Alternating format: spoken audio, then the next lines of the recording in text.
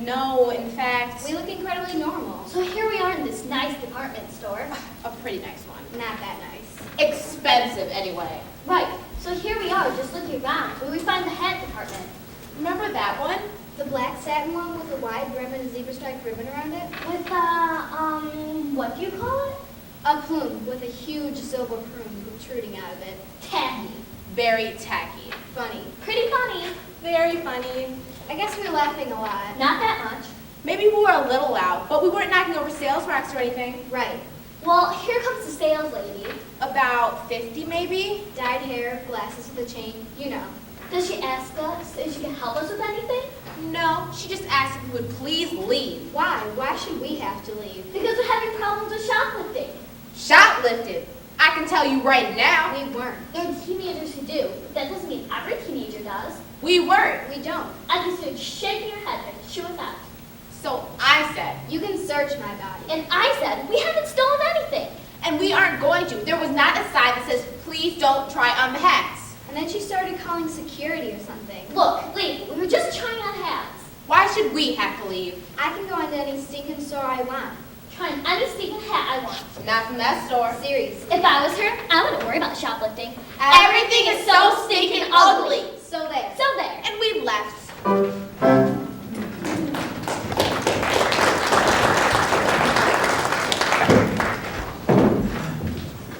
I love to shop. Walking into a store sends shivers through my toes. The lights, the clothes, the smells from the gourmet chocolate counter. I got this at Macy's, this from Carson Pirie Scott, this from Lord and Taylor. I got these from Radio Shack. This I got from Sears. And this from Pete's. These, however, I almost didn't get. I had never taken anything that big before, and besides, too many people were watching. I started to stuff them in my purse, but then some big sales lady came up behind me and says, "May I help you?" "Oh, please, yes. Would you mind shutting your big fat eyes for about 5 seconds?" You know, I don't even know why I do it. It's not that I can't buy them, it's just when I see something that I can take, I can't help it. I get a rush from putting something in my pocket and not getting caught. My heart beats fast, I'm breathing so heavily, and my face hurts, and then I do it. And the minute I leave, I'm back to normal. I can't help it. I just love the way it feels. It's so addicting.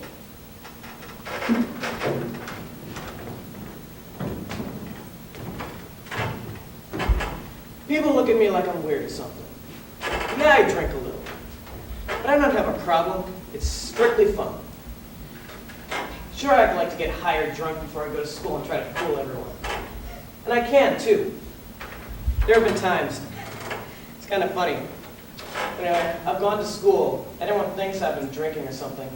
But I've been clean. There was even one time I had to go to the counselor's office about it. That didn't really bother me, though. Got out of English. I don't do so well in English.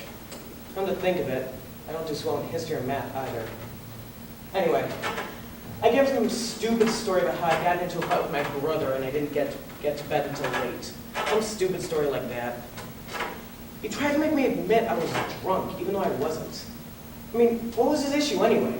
I mean, everyone drinks. Okay, not everyone. But it's my choice to drink, just like it's theirs not to. I've never gotten into any trouble either.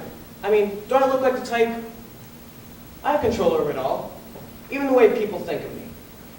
My friends always used to just laugh at me. But now they don't really, because they all think I have a problem. But I don't. Like that time I climbed on top of that church roof.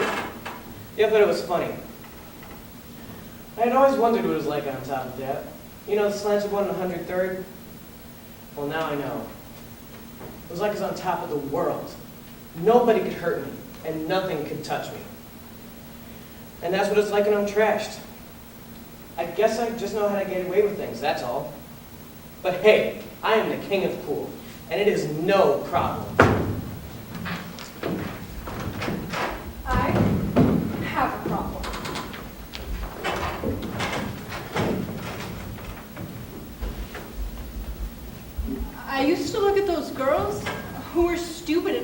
themselves pregnant at 16 and laugh, saying, "That'll never, ever happen to me. I'm too cautious, too innocent to get pregnant." Well, apparently I was wrong. And not cautious enough. Maybe. I think I am. And I'm in so many extracurriculars that people would notice when I start to show. I'm in book club, art club, drama club, even our Go Green club. And I get all A's, and if I don't, there's only one B, and the rest A's. And to add to the pile, I'm in all honors and have 3 AP classes. Everyone thinks that I have the perfect life, the perfect clothes, the perfect body, the perfect hair, the perfect boyfriend, the perfect parents. To be honest, I'm more afraid of what my boyfriend and parents will say than what the kids at school will say. I'm more afraid of what they'll say than what will happen to my body. I wonder if my boyfriend will break up with me and move on to someone else, or if he'll stay with and help, or if he'll even do anything. Maybe he won't do anything until he can't ignore the facts anymore. What will my parents say? What will they think? Will they think that I'm worthless now and don't even deserve to live under their roof? I can't even comprehend the trouble I'll be in with them. But I know I have friends who will stand by me, and hopefully my boyfriend. Well, here goes.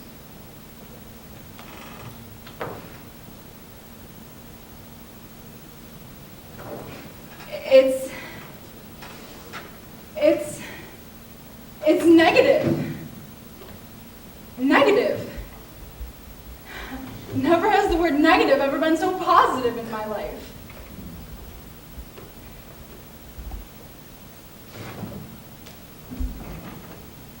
But that was such an exhilarating feeling. I thought I had a child inside of me. Sure, it was scary, but it felt like even though there would be so many consequences, the fact that a new child would be born whisked away all the problems and troubles away to a land far, far away.